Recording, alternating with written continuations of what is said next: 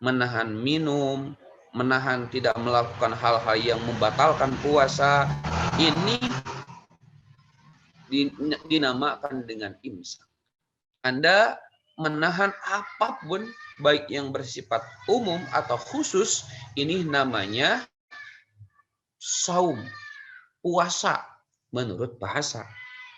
Akan tetapi dikarenakan al-imsak itu sesuatu yang terlalu global, universal, menyeluruh, dan belum terarah pada satu titik definisi yang jelas, maka para ulama menjelaskan, terutama mazhab ulama Asy-Syafi'i, bahwa yang dinamakan dengan al-imsak itu adalah al-imsaku anil muftirati min tulu'il fajri ila ghurubi syamsi ma'an niyah.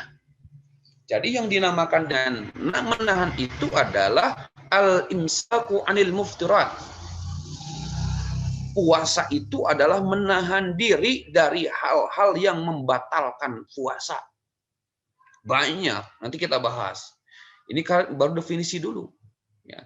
Jadi kalau kita definisikan apa itu saum menurut mazhab Asy-Syafi'i, bahwa saum adalah al-imsak anil muftirat min tulu'il fajri ila ghurubi syamsi. Artinya, saum adalah menahan diri dari hal-hal yang membatalkan puasa sejak terbit fajar. Terbit fajar itu sebelum menjelang subuh. Perkiraan dari imsak ke adzan subuh itu 10 menit kalau waktu Indonesia bagian barat. Perkiraan 10 menitan lah menunggunya.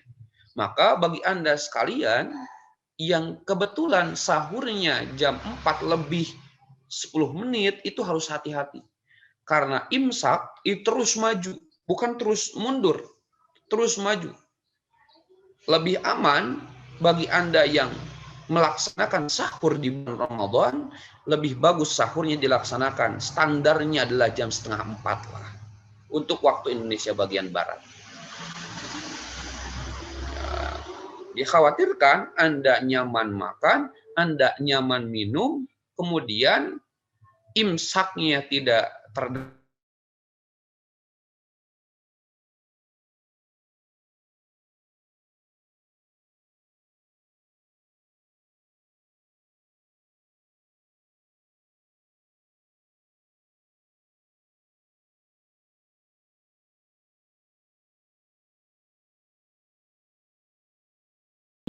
Dari terbit fajar sampai maghrib, itu namanya saum syar'iyah, saum yang disyariatkan oleh agama. Maka kalau ada orang yang berpuasa 1 hari penuh, 24 jam berpuasa, ini bertentangan dengan nilai-nilai syariat. Karena dalam Islam, puasa itu, saum itu dimulai dari terbit fajar sampai maghrib. Adzan maghrib berkumandang. Ketika setelah adzan maghrib, maka wajib melaksanakan al-iftar, buka puasa. Tidak boleh kita melakukan hal-hal yang lain kecuali berbuka puasa. Nah, tentunya ketika kita melaksanakan saum di bulan Ramadan, itu ma'an niyah. Harus disertai dengan niat. Saum tidak niat, tidak sah niat saumnya. Otomatis orang yang berpuasa tanpa niat, dia tidak akan dapat pahala sedikit pun di hadapan Allah Subhanahu wa taala. Maka jangan lupa niatnya. Menurut mazhab Asy-Syafi'i, ketika Anda niat, lebih baik niatnya dibacakan pada malam hari. Maka tidak salah para imam ketika sholat tarawih itu selalu memimpin niat sholat tarawih. Memimpin niat saum Ramadan. Tidak salah, itu pendapatnya Imam Syafi'i. Kalaupun ada di antara yang lain yang tidak dibacakan, dilafalkan niatnya, yang terpenting pada malam hari harus niat, ini silahkan. Akan tetapi, mazhab Asy-Syafi'i lebih mengedepankan kalimat wa talaffudzu biha sunnah. Melafalkan niat itu adalah sunnah. Sedangkan Imam Hanafi la bilafzi lah, Imam Hanafi itu niat saum tidak dilafalkan. Jadi ada dua pendapat nih. Bagi Anda sekalian yang niat saumnya mau dilafalkan, silahkan. Pak, abdi mah tetap atau saya mau dilafalkan, tidak apa-apa. Yang terpenting sekali lagi, niat itu harus ada dan harus terrealisasikan sebelum amaliyah. Bukan ketika amaliyah. Jadi bersama-sama. Namanya niat adalah qasdu syai'in muqtaranan bi fa'alih. Kita bermaksud melaksanakan sesuatu serta dibarengi dengan pelaksanaannya. Maka ketika kita akan berpuasa, kita harus niat.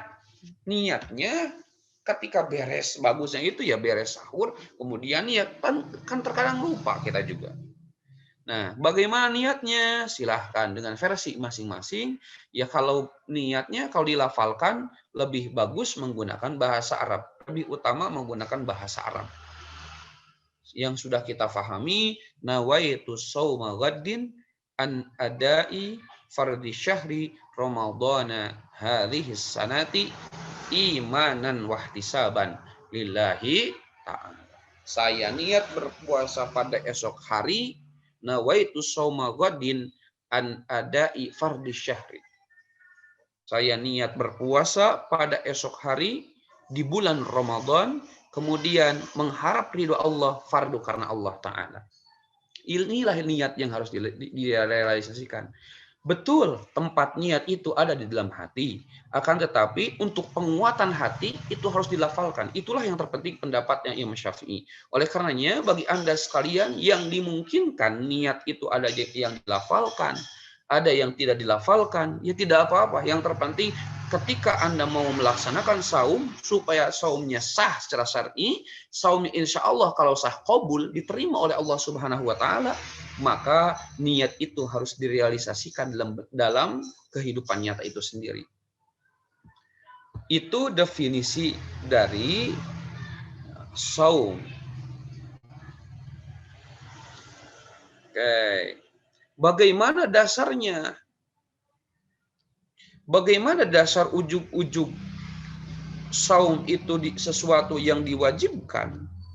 Ini, memang saum itu termasuk pada salah satu rukun Islam yang diwajibkan bagi setiap muslim. Rukun Islam itu yang kita fahami ada 5.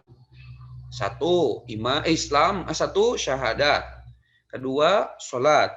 Ketiga, zakat. Keempat, puasa. Yang kelima, haji. Nah, puasa ini, saum ini adalah rukun Islam. Orang yang tidak mau puasa, meskipun dia Islam, maka tidak sempurna keislamannya. Orang yang muslim, dia tidak mau melaksanakan sholat di bulan Ramadan, puasa saja, sholat nanti sama-sama, dia tidak sempurna Islamnya. Oleh karena itu, puasa bukanlah masalah ibadah yang baru dalam sejarah manusia. Jadi jangan kita berangan-angan mempersepsikan bahwa puasa itu perintah baru untuk manusia. Bukan. Akan tetapi sudah diwajibkan ini sebelum datangnya Islam ke muka bumi ini. Dengan kata lain, ibadah puasa bukan saja dikenal dan dikhususkan pada umat Rasulullah Shallallahu Alaihi Wasallam. Akan tetapi saum ini, puasa ini sudah disyariatkan pada zaman-zaman Rasul sebelum Rasulullah Shallallahu Alaihi Wasallam. Mana dasarnya bahwa perintah saum itu telah ada pada nabi-nabi Rasul-Rasul terdahulu? Allah Subhanahu wa Ta'ala berfirman di dalam surah Al-Baqarah ayat 183, A'udzu billahi minasyaitonir rajim. Bismillahirrahmanirrahim. Ya ayyuhalladzina amanu kutiba alaikumus syiyamu kama kutiba alal ladzina min qablikum la'allakum tattaqun. Ya ayyuhalladzina amanu, hai orang-orang yang beriman, kutiba alaikumus syiyam, diwajibkan atas kamu berpuasa, kama kutiba alal ladzina min qablikum, sebagaimana diwajibkan atas orang-orang sebelum kamu, la'allakum tattaqun, agar kamu bertakwa. Ayat ini ada 3 penggalan. ada 3 esensi yang harus kita fahami terlebih dalam lagi. Yang pertama, kalimat ya ayyuhalladzina amanu kutiba alaikumusiyam. Allah menyuruh kepada kita semua orang-orang yang beriman umat Rasulullah Shallallahu Alaihi Wasallam untuk melaksanakan saum. Kalimatnya kutiba, tidak menggunakan furiḍah, tapi kalimatnya menggunakan kalimat kutiba. Bukan ma'lum tapi majhul. Kalau dalam ilmu tasrif itu menggunakan kalimat fi'il majhul. Diwajibkan atas kamu berpuasa. Kama kutiba 'alal ladzina min qablikum. Ini yang saya sampaikan juga. Puasa ini memang sudah ada pada zaman-zaman terdahulu. Nabi Ibrahim berpuasa. Nabi Isa berpuasa. Terakhir Nabi kita Rasulullah Shallallahu Alaihi Wasallam ini juga saum. Saumnya ya di bulan Ramadan 1 bulan penuh. Inilah yang harus kita fahami bahwa dasar kewajiban saum di bulan Ramadan itu sudah Allah tulis dalam Al-Quran surah Al-Baqarah ayat 183. Adapun hadis yang berkenaan dengan puasa Ramadan terkait dengan rukun Islam, ini ada hadis dari Ibnu Umar radhiyallahu anhu, Nabi Muhammad sallallahu alaihi wasallam bersabda bahwa bunyal Islamu ala khamsin. Islam itu dibangun atas 5 dasar. Jadi kalau berbicara tentang Islam, maka akan berbicara tentang dasar-dasar keislaman itu sendiri. Apa yang 5? Yang pertama, syahadati alla ilaha illallah wa anna Muhammadar Rasulullah. Kalimat pertama adalah syahadat. Jadi syahadat yang paling utama adalah syahadatullah, syahadatul Rasul. Ini syahadat. Jadi jangan ditambah lagi syahadatnya. Cukup saja asyhadu alla ilaha illallah wa asyhadu anna Muhammadar Rasulullah. Yang kedua, wa iqamis shalah, salat. Yang ketiga, wa itaiz zakah, zakat. Yang keempat, kalau di teks hadis ini ya, wa shaumir Ramadan, saum Ramadan, wa hajjal bait, dan ibadah haji ke Baitullah. Ini dasar Al-Qur'an dan hadis yang menjadi panduan dasar kita melaksanakan saum di bulan Ramadan. Nah, kalau kita sudah tahu, sudah paham terkait dengan pengertian, mari kita akan bahas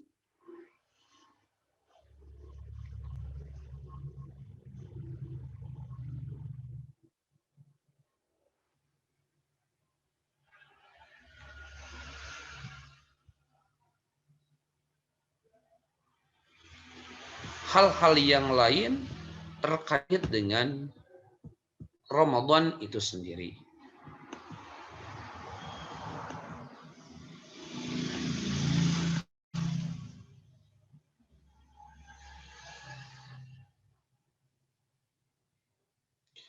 Oke, lanjut ya pembahasannya. Untuk orang-orang yang berpuasa, kemudian dia melaksanakan puasa dengan sebenar-benarnya, dengan sebaik-baiknya, tentunya Allah menyampaikan kepada Rasul, wahai Rasul, sampaikan kepada umat Rasulullah Shallallahu Alaihi Wasallam, sampaikan kepada umatmu bahwa orang yang berpuasa itu akan mendapatkan 2 kebahagiaan, 2 kegembiraan. Akhirnya Rasul menyabdakan kepada kita, wahai umatku, lisaimi farhatani, farhatun indal iftar wa farhatun indal liqa'i rabbih.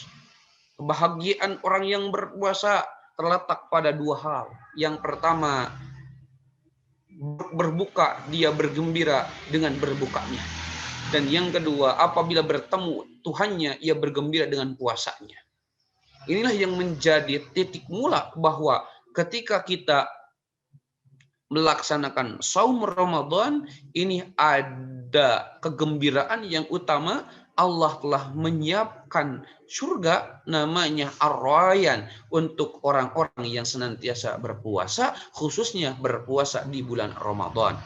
Maka untuk Anda sekalian, lihat anak kecil, ketika Anda masih kecil, itu sering ada beberapa proses.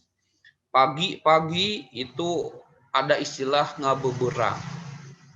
Ada yang sepedahan, ada yang jalan-jalan main. Sudah ngabuburit, kemudian ngabuburit. Ngabuburit itu luar biasa. Bawa makanan dari yang apa istilahnya, yang ringan sampai yang berat. Itu ada. Dikumpulkan, disimpan, dikumpulkan, di kulkas dan lain sebagainya. Ini bagian dari kebahagiaan orang-orang yang berpuasa. Ketika adzan berkumandang, Allahu Akbar, Allahu Akbar, luar biasa. Kita bahagia mendengarkan adzan. Jadi kebahagiaan itu memang sesuatu yang memang yang berpuasa terutama adalah adzan. Yang kita tunggu-tunggu adzan. Adzan duhur berkumandang, alhamdulillah. Adzan asar, alhamdulillah. Maghrib, alhamdulillah pisan. Ini luar biasa. Orang-orang yang melaksanakan saum di bulan Ramadan. Setelah itu ada rukun saum. Maka tidak sah saum kalau tidak memenuhi kriteria rukun. Apa?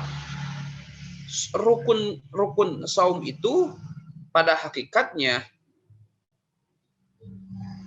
rukun ini terwujud dalam hakikat puasa. Yang pertama, rukun puasa adalah al-iftar an jami'il muftirat. Menahan diri dari hal-hal yang membatalkan puasa. Dari kapan? Dari mulai terbit fajar hingga terbenam matahari. Inilah yang harus kita pahami. Lebih bagus karena ada sah puasa, ada qabulnya amal, ini yang harus kita usahakan. Selain sahnya puasa, kita ingin dikabul amal kita di hadapan Allah Subhanahu wa taala. Karena Nabi bersabda dalam hadisnya, "Rubba shaimi laisa lahu min siyamihi illal ju'wal 'atsy." Banyak orang-orang Islam, orang-orang yang berpuasa di bulan Ramadan, dia dapat pahalanya haus dan lapar saja. Kenapa bisa seperti ini? Ya memang menahan diri dari hal-hal yang membatalkan puasa secara zahir oke, batinnya oke, akan tetapi dia tidak mampu menghadirkan hal-hal yang bersifat substantif. Hal-hal yang pokok. Hanya menahanlah haus, lapar saja, kemudian hal-hal yang lain tidak dijaga. Maka tahan oleh Anda sekalian, termasuk hal-hal yang dapat membatalkan puasa. Orang yang nangis bukan batal saumnya, tapi akan batal pahalanya. Orang yang marah-marah bukan batal saumnya, tapi batal pahala saumnya. Orang yang berbohong bukan batal saumnya, tapi batal pahala saumnya. Tidak terima oleh Allah Subhanahu wa taala. Orang yang berjudi bukan batal saum Ramadan, tapi pahala saumnya tidak diterima oleh Allah Subhanahu wa taala. Jadi muflis termasuknya. Muflis itu orang yang banyak amal kemudian di hadapan Allah tidak berpengaruh. Itulah yang harus kita antisipasi semuanya. Jadi yang pertama adalah menahan diri dari segala hal yang dapat membatalkan puasa. Yang kedua, rukunnya adalah an-niyah, niat. Ya, karena niat ini menjadi dasar segalanya. Kalau niatnya ini tidak benar, Assalamualaikum, Bu. Halo, Assalamualaikum. Ibu punten. Mohon. Nujung. Mohon.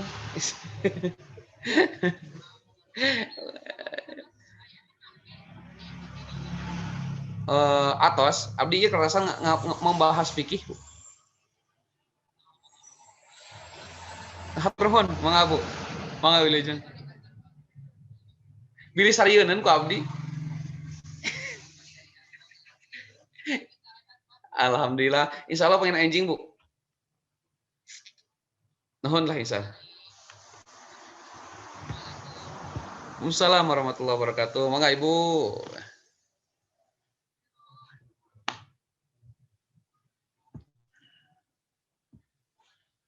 Oke, kita lanjut. Mohon maaf tadi ada Miss Linda nelpon. Ini baru 34 terus. Partisipannya kemana yang lainnya? Ya.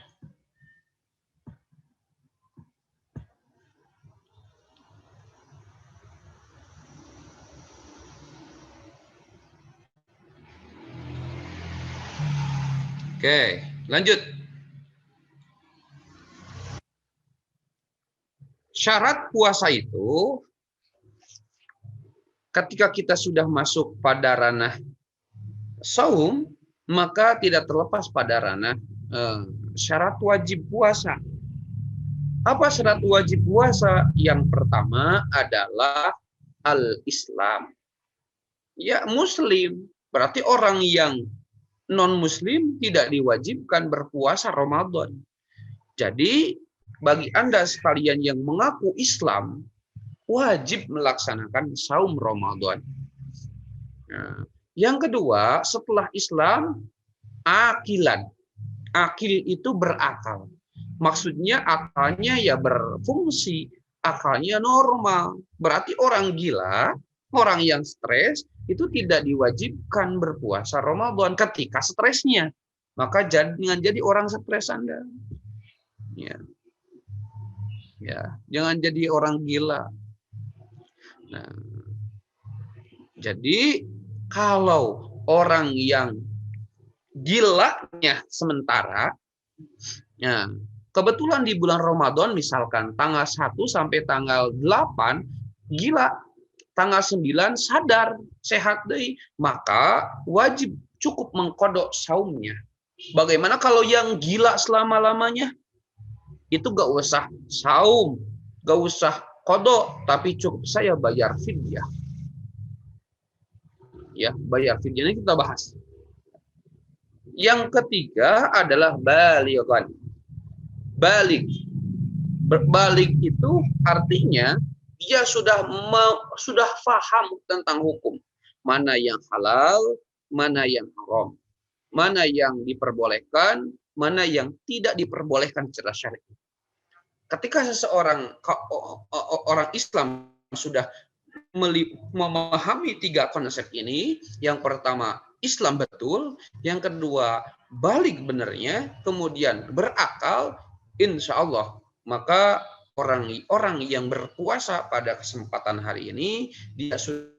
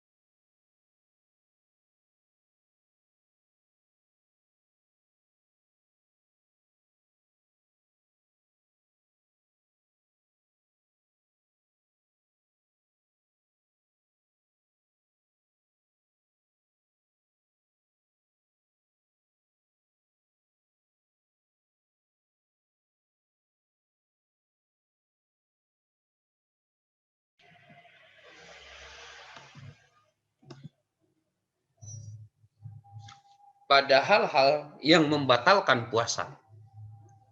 Adapun yang membatalkan puasa sebagaimana yang dikemukakan oleh Syekh Zakaria Al-Ansari, kalau Anda punya bukunya, nama bukunya ya Asy-Syarqawi, bahwa ada kalimat yang disebutkan babu mayufsidu saum, sesuatu yang membatalkan puasa. Apa saja itu? Ya. Yang pertama adalah wusulul ain. Jadi wa inna wa in alima ba'duhu mimma marra wa huwa wusul ain. Apa itu maksud dari wusulul ain? Wusulul ain artinya memasukkan sesuatu benda ke dalam rongga badan, terutama rongga mulut. Maksudnya rongga mulutnya. Jadi ketika Anda memasukkan, mohon maaf, jari sampai kena ke rongga mulut Anda, rongga ke dalam, itu bisa jadi batal. Maka hati-hati ketika Anda wudhu, itu wudhu ya airnya jangan ditelan. Kalau airnya ditelan batal. Apalagi kalau wudhunya lama, ternyata modusnya ngasupkan cai karena tenggorokan diminum, batal. Jadi yang pertama ini yang harus kita antisipasi ketika wudhu itu jangan dimakan airnya, dikeluarkan. Jangan diminum, maksudnya airnya dikeluarkan lagi. Maka ketika berpuasa lebih bagus lagi, ketika saum sekarang jangan sikat gigi, dikhawatirkan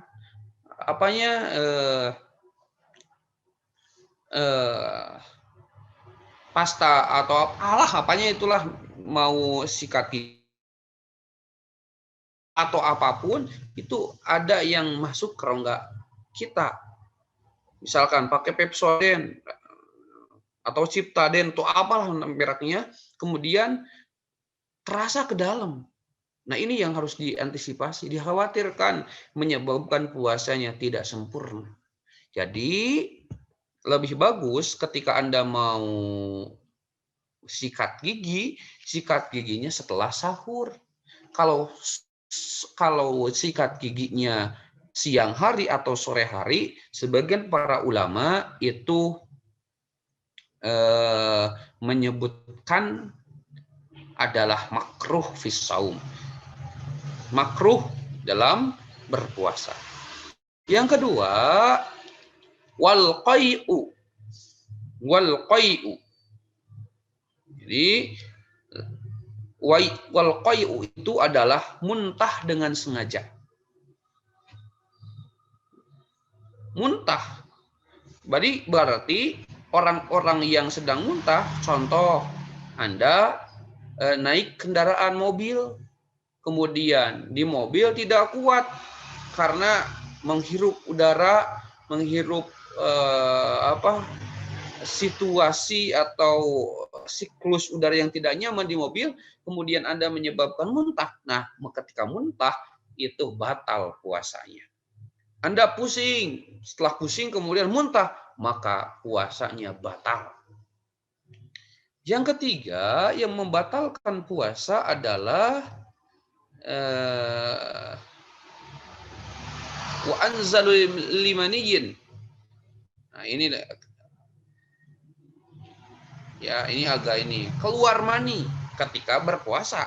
Ini juga membatalkan puasa. Ada lagi bersetubuh pada pagi hari atau siang hari. Nah, ini yang menyebabkan sesuatu yang diharapkan. Terakhir, mengetahui haramnya. Nah, ini hal-hal yang seperti ini, makan minum juga batal. Kemudian muntah juga batal, dan lain sebagainya. Nah, untuk orang-orang yang dimungkinkan dalam kondisinya tidak bisa melaksanakan saum, maka ada rukhsah. Rukhsah itu bukan boleh tidak berpuasa. Rukhsah itu adalah kapasitas seseorang dimungkinkan tidak melakukan kewajiban karena ada keringanan di dalam Islam. La yukallifullahu nafsan illa wus'aha. Nah, apa rukhsah yang disampaikan oleh para ulama untuk orang yang berpuasa? Dengan catatan gini, ya, rukhsah ini ada pada orang tersebut. Dan ada sebab-sebab syar'inya. Ada penyebab-penyebab syar'i yang menyebabkan seseorang meninggalkan ibadah puasa Ramadan. Siapa di antaranya? Adalah orang sakit. Al-Baqarah ayat 184, Allah berfirman,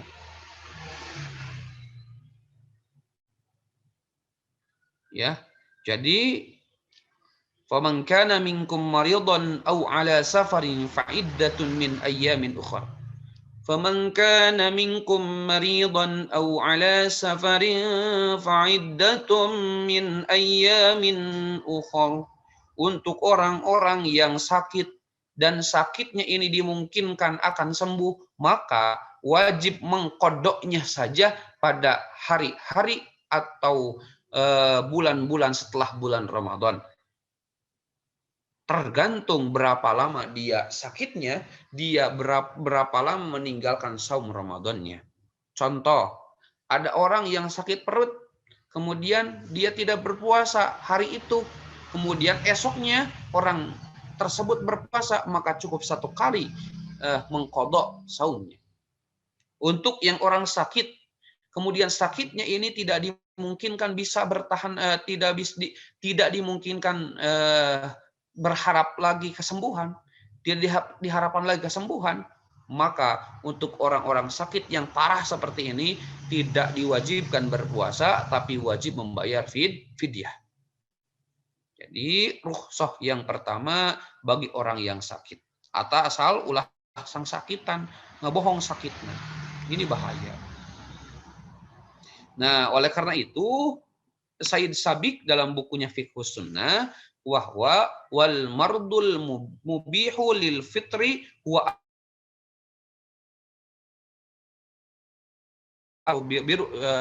akhar. Jadi menurut Sayyid Sabiq dalam bukunya Fiqh Sunnah bahwa orang sakit yang dibolehkan berpuasa adalah orang sakit yang sakitnya bersengatan. Jadi maksudnya sakitnya parah, yang apabila berpuasa maka akan bertambah penyakitnya dan dikhawatirkan akan lambat kesembuhannya. Maka lebih bagus, Sayyid Sabiq, orang-orang yang seperti ini lebih baik jangan memaksakan berpuasa. Nah, orang yang seperti ini diperbolehkan berbuka puasa. Pak, kumaha sakit gigi, puasa we. Pak sakit hati, puasa we. Sakit hati. Ya. Jadi yang pertama ada rukhsah, ada keringanan dari agama itu untuk orang yang sakit.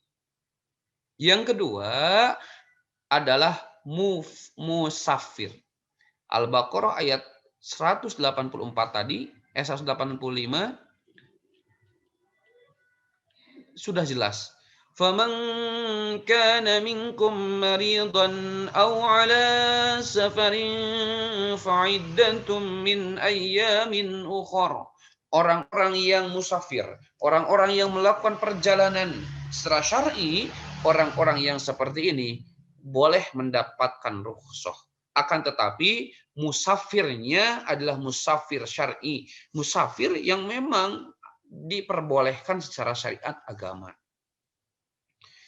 Berarti melakukan perjalanannya bukan melakukan perjalanan untuk melaksanakan maksiat, tapi melakukan perjalanan dalam rangka ibadah. Pada hakikatnya orang yang mencari nafkah, ayah Anda, ibu Anda, orang tua kita semua, kemudian berangkat dari rumah masing-masing ke perantauan, kan ada proses perjalanannya juga jauh. Maka untuk orang-orang yang melakukan perjalanan musafir seperti ini boleh melaksanakan rukhsah keringanan untuk berbuka puasa. Karena memang jaraknya ini jangan sembarangan. Pak, abdi musafir, Pak. Dari mana jalannya? Di rumah ka sakola. Di sapan gudang ka sakola. Itu mah tidak musafir karena jaraknya yang diperbolehkan adalah farsah. Farsah itu perkiraan kalau jalan kaki, para ulama itu menyebutkan 2 hari 2 malam. Atau para ulama Majelis Ulama Indonesia menyebutkan bahwa farsah itu kurang lebih 80 km. Jadi kalau orang yang melakukan perjalanan dari Bandung ke Garut itu tidak usah musafir. Karena kurang 80 km. Dari Sapan misalkan, dari Sapan ke Pasar Baru kurang 80 km. Asal jaraknya 80 km. ya 80 km. Maka orang yang seperti ini boleh berbuka puasa. Akan tetapi ini wajib melaksanakan qadha saumnya itu sendiri. Lanjut, karena waktunya masih sebentar lagi, 30 menit lagi. Kita tidak akan full lah, sedikit saja. Yang selanjutnya adalah yang mendapatkan rukhsah berbuka saum itu yang ketiga adalah orang tua yang lemah. Artinya orang yang tua lemah ini adalah orang yang lanjut usia. Yang dimungkinkan orang tua yang lemah ini, orang tua yang tidak mampu melaksanakan saum Ramadan. Karena fisiknya sudah lemah. Fisiknya sudah tidak mampu melaksanakan puasa. Oleh karena itu, kepada mereka, kakek-kakek, nenek-nenek, itu diperbolehkan meninggalkan puasa Ramadan. Itulah yang dikemukakan oleh Syed Sabiq dalam kitabnya Fiqhus Sunnah, Yurkhasul Fitri li Syekhil Kabir wal Mar'atul Ajuz. Jadi kalimat dalam buku Syed Sabiq itu bahwa diberikan keringanan untuk berbuka puasa bagi orang-orang yang sudah tua. Baik bapak-bapak, aki-aki, ataupun ini. Maka yang seperti ini ada rukhsah di dalam Islam, itu diperbolehkan berbuka puasa. Berarti kalau orang yang seperti ini ya wajibnya mengqadha. Wajib bukan qadha, tidak wajib mengqadha, tapi wajib membayar fidyah.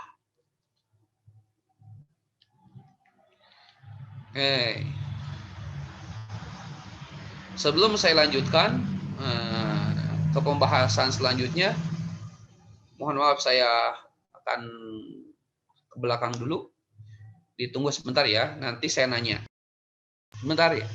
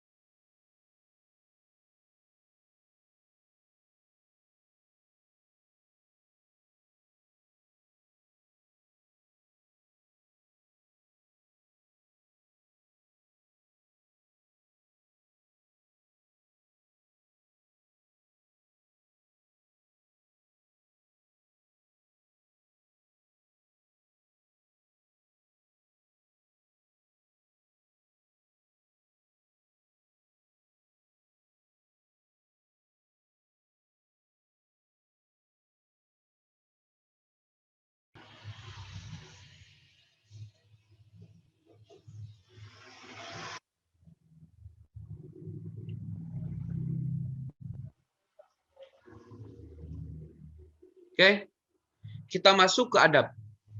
Ya, saya minta waktu 10 menit lagi atau 15 menit lagi. Tidak akan sampai jam 9. 9 ya. Tidak akan sampai jam disempurnakan lah, paling 10 menit lagi lah. Adab-adab ketika kita ingin melaksanakan puasa Ramadan.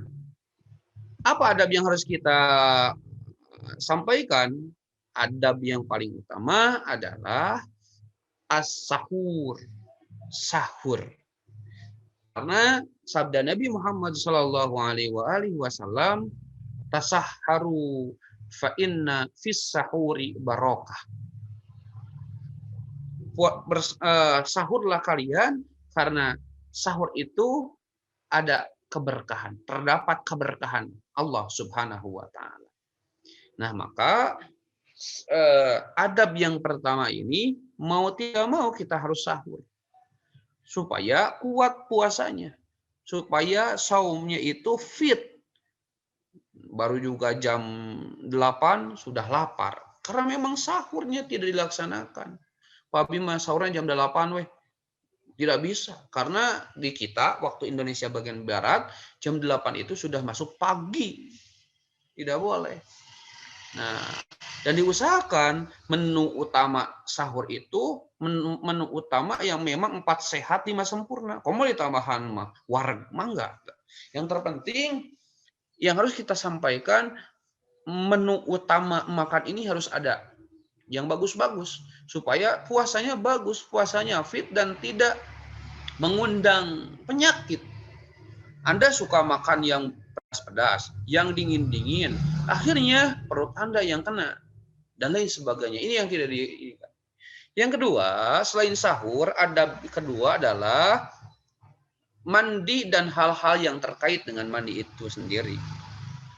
Contohnya, ada mandi orang yang junub, misalkan orang yang junub nanti kita bahas nama.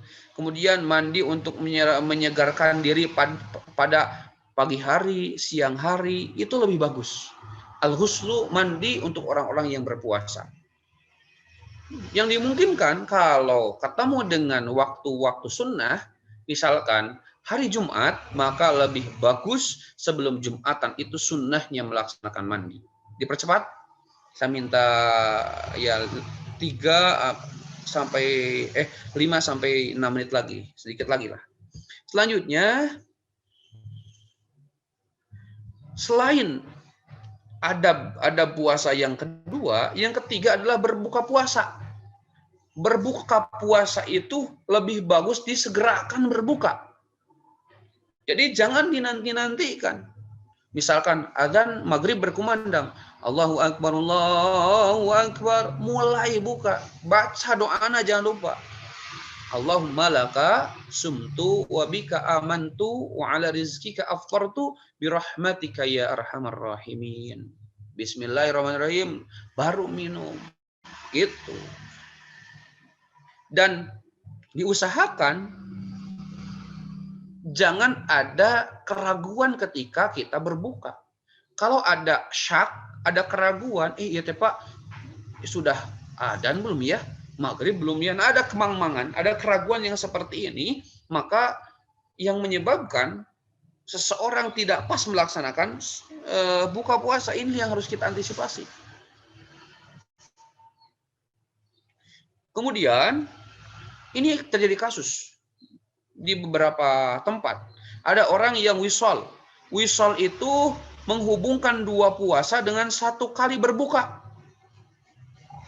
Contoh, hari ini, tanggal 20 April 2021, kita saum. Ya, Selasa kan?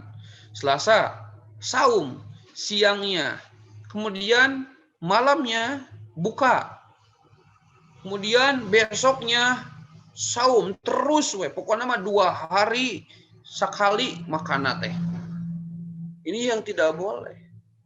Dan tidak dianjurkan oleh Rasulullah Shallallahu alaihi wasallam. Maka sekali lagi jangan menghubungkan 2 puasa dengan 1 kali berbuka. Namanya wisol, itu tidak boleh. Selanjutnya makanan berbuka yang dianjurkan. Kalau Rasul itu dahulukanlah dengan kurma. Artinya ketika kita ingin berbuka puasa lebih bagus dahulukanlah makanan-makanan yang manis. Ya. Memang di Indonesia itu tidak terlepas dengan gorengan. Boleh gorengan tapi yang manis-manis itu harus ada. Versinya banyak. Mau sop buah silahkan, mau kolak silahkan, dan lain sebagainya. Yang terpenting kalau mengikuti sunnah Rasulullah Shallallahu Alaihi Wasallam, maka kurma itu tetap harus ada. Karena Rasul berbuka dengan kurma. Ya, itu ya. Kadang ya seperti itu. Jangan lupa ketika berbuka sekali lagi bacaan sebelum dan sesudah berbuka. Baca. Nah, ketika makanan kita ini sudah masuk ke perut kita, kemudian berdoa dan dilihat di meja makan, ternyata masih ada makanan-makanan. Nah, lebih bagus karena di bulan Ramadan adalah bulan yang mudha'aful amal, dilipat gandakan amal, maka lebih bagus kita berikan makanan yang masih ada kepada orang-orang yang berpuasa. Pahalanya besar. Maka kalau Anda datang ke wilayah-wilayah kota, Cibiru di sinilah. Anda kalau ingin makan, mau makan maghrib katalah, maghrib datang ke masjid. Mau makan apapun itu ada di masjid. Ya. Datang ke masjid saja, itu ada kolaknya, ada makanannya, itu dijamin. Di kampung-kampung mohon maaf, ini yang kurang syiarnya memakmurkan masjid itu. Meskipun di beberapa wilayah ya sudah alhamdulillah sudah ada di perkampungan. Ya, intinya kita belajar dari hal-hal yang baik. Tidak menutup kemungkinan orang-orang yang memiliki motivasi menyiarkan agama, membangun masjid dalam rangka menyiarkan agama. Membangun itu bukan mendirikan masjid, tapi menyiarkan masjid dengan esensi-esensi kebersamaan itu yang harus kita sampaikan. Ya, lanjut. Sedikit lagi, adabnya selanjutnya adalah menjaga kata-kata. Artinya, ketika kita sedang berpuasa, jauhi kata-kata yang laghun, kata-kata yang tidak bermanfaat, kata-kata yang sia-sia, tidak kata-kata yang di dalamnya tidak memberikan kemanfaatan untuk orang lain.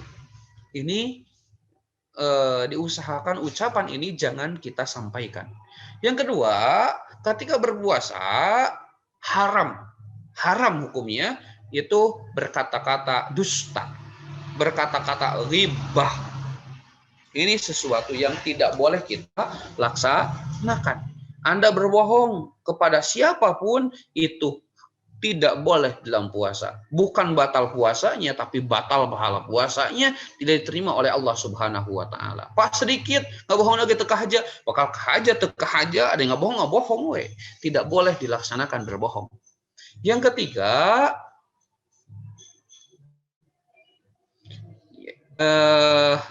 selain ucapan sia-sia, kemudian ucapan ghibah, dusta, kemudian an-namimah, kata-kata yang mengundang provokatif orang lain menjadi bermusuhan, memusuhi orang lain. Yang provokator jadi provokator lah, tidak boleh ketika kita sedang berpuasa. Intinya karena tahun ini abad 21, ya abad digital segalanya, maka ketika Anda melakukan sosial media, baik di aplikasi apapun, mau IG, mau FB, dan lain sebagainya, Twitter, dan lain sebagainya, jauhilah kalimat-kalimat yang menyebabkan orang lain menjadi kurang nyaman dengan adanya kalimat-kalimat itu. Ya.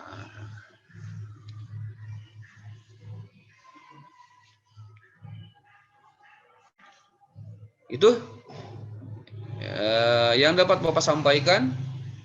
Insya Allah kita akan bahas lagi lebih lanjut di pertemuan-pertemuan yang akan datang. Bapak ucapan terima kasih bagi Anda sekalian yang stay kurang lebih 1 jam dari jam 7.30 sampai jam 8.50 kali ini sudah ikut bersama-sama belajar pendidikan agama Islam. Ya, mohon maaf atas kekeliruan dan kekurangan. Dan insya Allah minggu depan kita Zoom meeting seperti ini kembali. Dan mudah-mudahan Allah Subhanahu wa Ta'ala memberikan kesehatan bagi kita semua, keberkahan ilmu, keberkahan kesehatan, dan apa-apa yang kita inginkan, apa-apa yang kita cita-citakan selalu dikabul oleh Allah Subhanahu wa Ta'ala. Terutama wabil khusus kita sedang berpuasa hari ini sampai hari-hari setelahnya, mudah-mudahan puasa kita diterima dan dikabul oleh Allah Subhanahu wa Ta'ala. Amin amin ya rabbal alamin. Sekian, terima kasih. Billahi fisabil haq. Allahul muwafiq ila aqwamit thoriq. Assalamualaikum warahmatullahi wabarakatuh. Waalaikumsalam warahmatullahi wabarakatuh. Jangan lupa absensinya.